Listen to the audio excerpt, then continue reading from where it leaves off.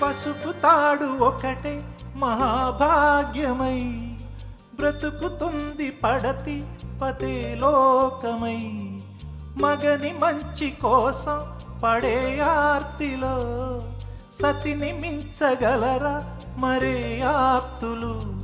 ఏ పూజ చేసినా ఏ నోము నోచినా ఏ స్వార్థము లేని త్యాగం భార్యగా రూపమే పొందగా. అపురూపమైనదమ్మ ఆడజన్మ, ఆ జన్మకు పరిపూర్ణత ఇల్లాలమ్మా.